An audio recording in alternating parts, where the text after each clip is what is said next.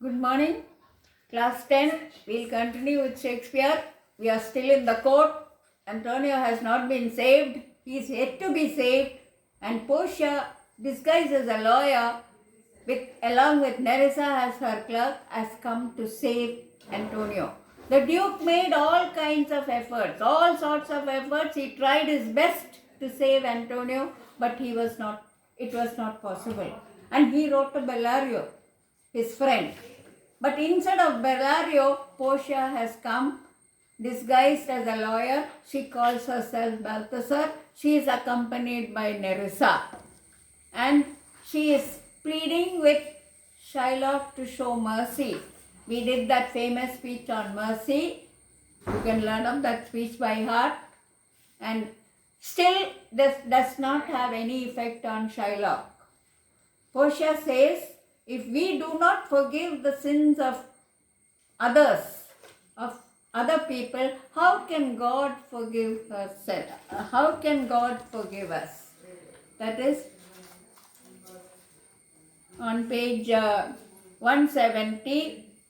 Therefore, Jew, though justice be thy plea, that is end of the speech, consider this, think about this, that in the course of justice, if God were to be only just, to show justice towards us, none of us should see salvation. None of us will be saved.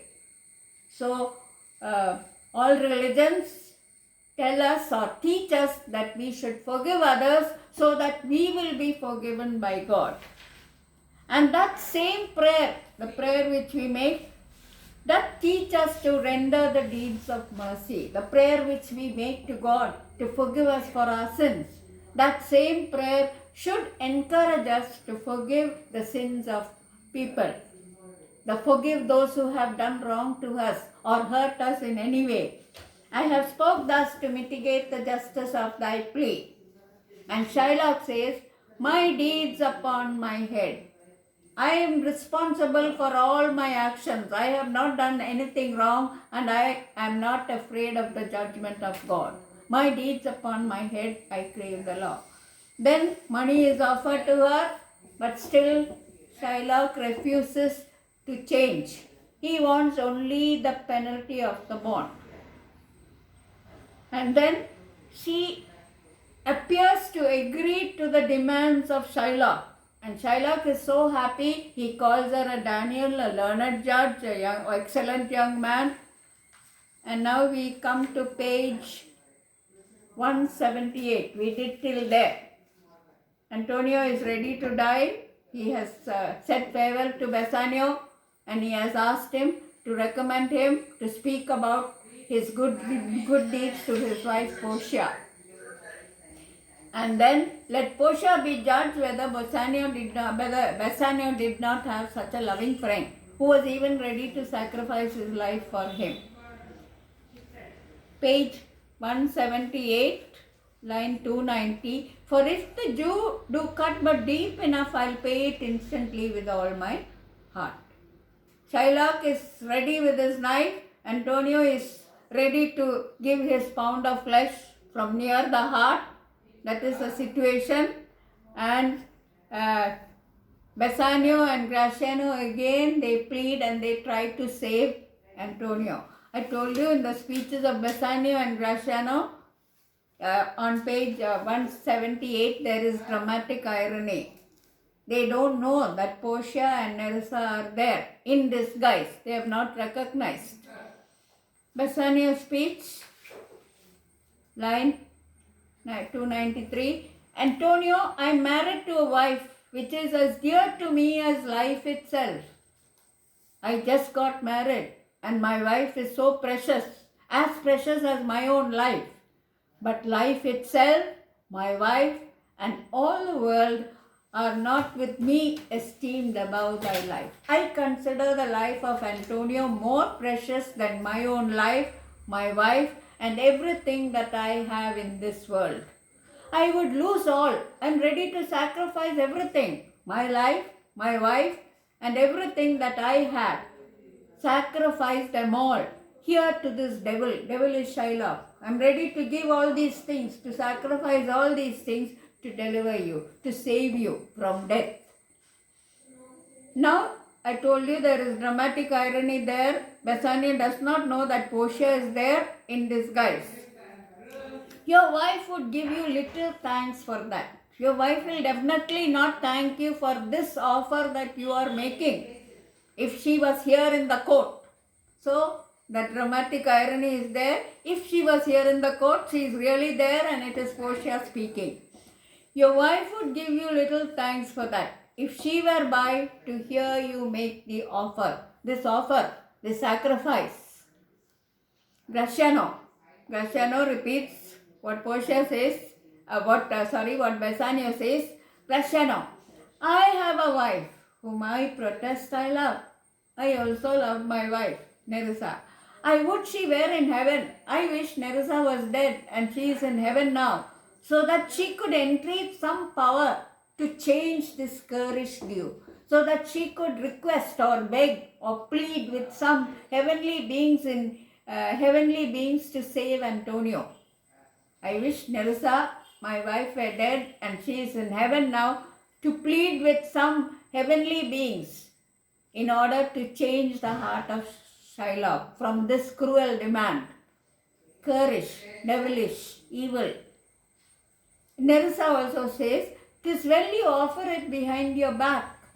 And she is there and she is speaking. It is good that you are making this offer when she is not present. So she is saying and she is present. Dramatic irony there. "'Tis well you offer it behind her back. The wish would make else an unquiet house." If Nerissa were to hear the offer that you are making now, there will be no peace in the house.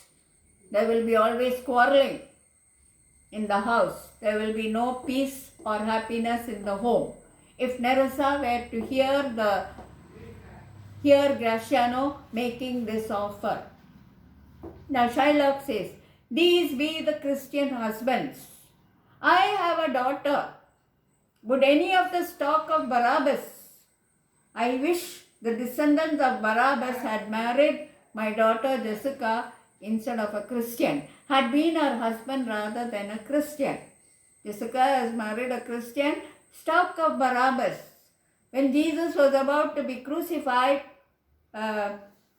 the officials, the Jewish priests and the Roman officers, they gave them an option. You can either crucify Barabbas, who is a criminal, a murderer, or you can crucify Jesus. One person can be set free according to the custom of the time.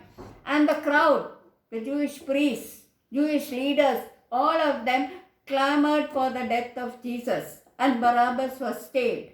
So, stock of Barabbas, even if my daughter had married a descendant of Barabbas, I would have been happy.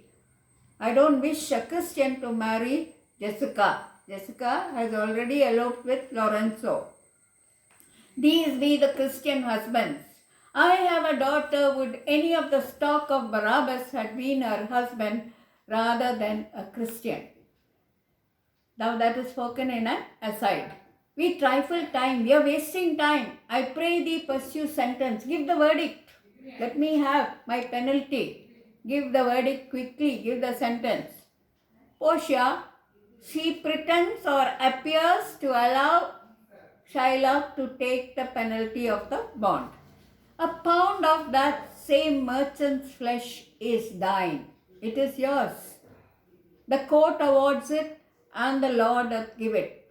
According to the procedures in the court and legally, according to the law, this pound of flesh is yours and you can claim it. Portia is telling Shylock. Shylock is so happy. Most rightful judge, very honest, very just. And you must cut this flesh from off his breast. You must cut it near his heart. The law allows it and the court awards it. It is legal. It is right for you to cut the flesh from near the heart. So, this is legally allowed for you to do this. Most learned judge, a sentence come prepared. Now the situation you can imagine, Shylock is poised with his knife. Antonio is lying down. He has opened his shirt. His chest is bare. and Shylock is ready to cut the pound of flesh. Portia, tarry a little, wait a little, don't be in such a hurry.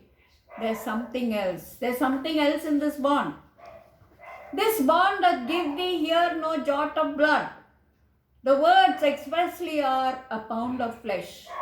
But in the cutting of it, if thou dost shed one drop of Christian blood, thy lands and goods are by the laws of Venice confiscate. Confiscate is to forcibly take away something. In the bond it is written only a pound of flesh. So Portia says that no blood is mentioned there. You can cut your pound of flesh, but you should not even shed one drop of blood. If you shed one drop of blood, all your lands and everything that you have will be taken away by the court of Venice. Now, legal. In the court actually, the eloquence of the judge, the way the judge speaks, that is using words according to different interpretations is important. And that is found here. Oh, upright judge, mark you a learned judge. We'll stop there. We'll continue in the next class.